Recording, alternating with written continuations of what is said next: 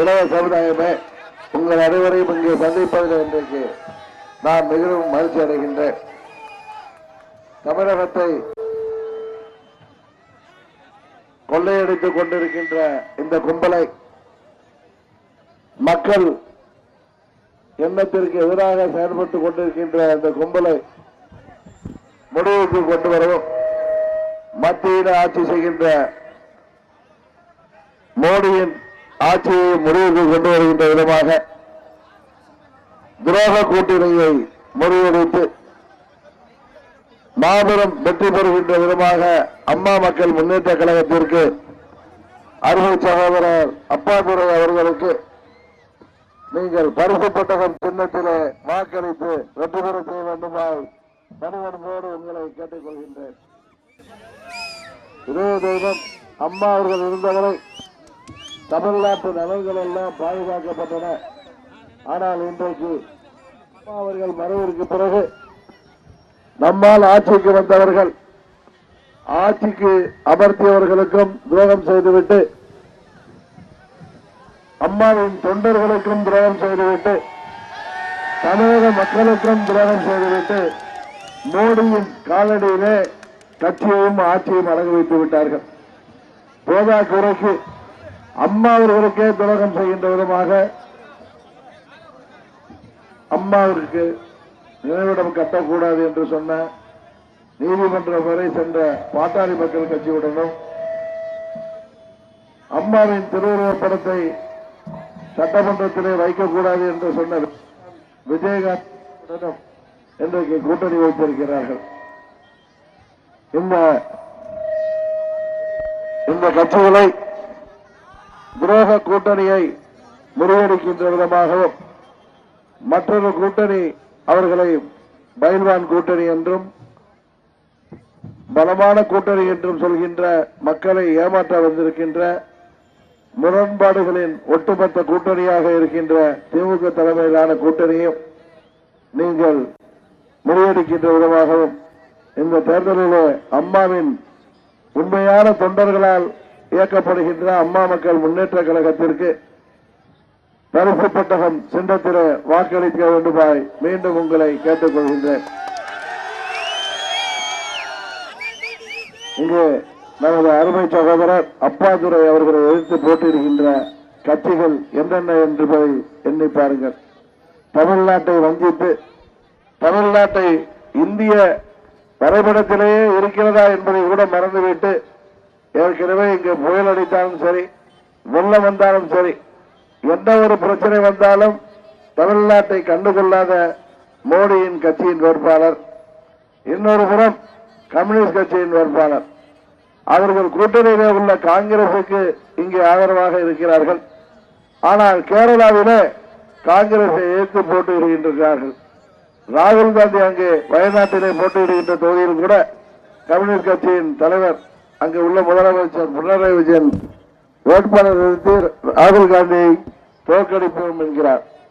ஆனால் திமுகவின் தலைவர் ஸ்டாலின் அவர்களோ ராகுல் காந்தி தான் இந்தியாவின் பிரதமர் என்கிறார்.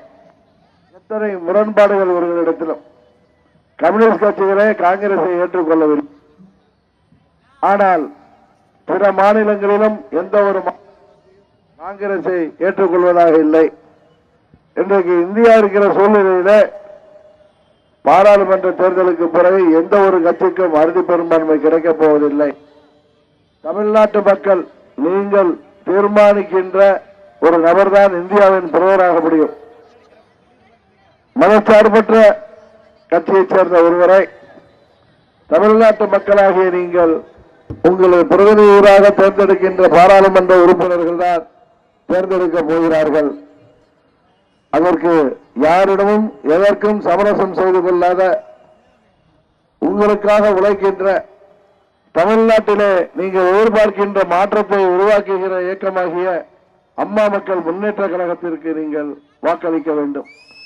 இன்றைக்கு ஆள்பவர்களும் சரி, மாநிலத்திலே ஆள்பவரும் சரி, அவர்களை வேண்டுமானால் திமுக கூட்டணி எதிர்க்கலாம். ஆனால் மோடியும் பழனிசாமியும் எதிர்ப்பது யாரை என்பது உங்களுக்கு தெரியும்.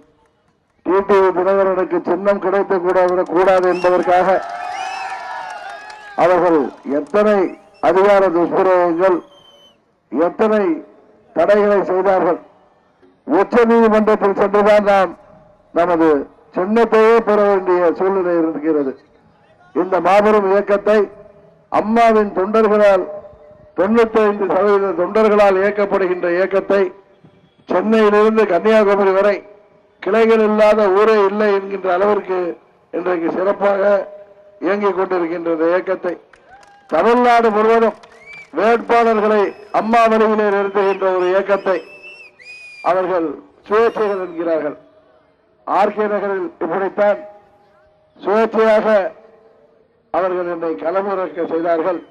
அன்றைக்கு நமது அம்மாவின் தொண்டர்களும் ஆர்கே நகர் தொகுதி மக்கள், அம்மாவின் தொகுதி மக்களும் சுயேட்சையாக போட்டியிட்ட என்னை திமுகவை டெபாசிட் காலி செய்தும் அண்ணா திமுகவை அவர்கள் ஓட ஓட உரட்டியும் அங்கே என்னை வெற்றி பெற செய்தார்கள். அண்ணா திமுக காரர்கள் அங்கே ஓட்டுக்கு 6000 ரூபாய் என்று வீடு வீடாக சென்று பேரம் பேசிய பிறகு கூட அந்த மக்கள் அதற்கெல்லாம் அடிபணியாமல் பணத்தை எல்லாம் புறம் தள்ளிவிட்டு அம்மாவின் உண்மையான தொண்டர்கள் தியாக தலைவர் சின்னம்மா அவர்கள் பக்கம்தான் இருக்கிறார்கள் என்பதை உலகிற்கு எடுத்துக்காட்டுகின்ற விதமாக அம்மாவின் உண்மையான பிள்ளைகள் நாம் தான் என்று எடுத்துக்காட்டுகின்ற விதமாக தமிழக வரலாற்றில் சுயேட்சையாக போட்டியிட்ட, அதுவும் இடைத்தேர்தலில் போட்டியிட்ட என்னை அவர்கள் மாபெரும் வாக்கு வித்தியாசத்தில் வெற்றி பெற செய்தார்கள். அதே நிலைதான் இன்றைக்கு தமிழகம் முழுவதும் அனைத்து தொகுதிகளிலும் இன்றைக்கு ஆர்கே நகராத்தான் அம்மாவின் தொகுதிகளாகத்தான் இருக்கின்றன. அதனால்தான் நாம் நமது வேட்பாளர்களை தமிழகம் முழுவதும் நிறுத்தி இருக்கின்றோம். இங்கே எப்படி நமது அருமை பெரியவர் அப்பத்துறை என்பவர் புரட்சித் தலைவர் காலத்திலிருந்து அம்மா அவர்கள் காலத்திலும் இயக்கத்திலே பணியாற்றியிருக்கிறார். அவர்தான் இன்றைக்கு இங்கே வேட்பாளர். அதுபோல எல்லா தொகுதிகளிலும் சிறந்த வேட்பாளர்களை இன்றைக்கு போட்டியிடுகிறார்கள். சின்னம் கிடைக்காத நிலையிலும், சின்னம் எதுவென்று தெரியாத நிலையிலும் கடைசி நாள் தான் நாம் வேட்புமனு தாக்கல் செய்கின்ற சூழ்நிலை இருந்த பொழுதும் நமது வேட்பாளர்கள் அனைவரும் நமது தொண்டர்களையும் தமிழ்நாட்டு மக்களையும் நம்பி அங்கே ஈவன் சுயேட்சையாக கூட நாங்கள் போட்டியிடுவோம் என்கின்ற அளவிற்கு தைரியமாக போட்டியிட்டார்கள். எங்களுக்கு ஒரே சின்னம் கிடைக்கவில்லை என்றாலும் பரவாயில்லை.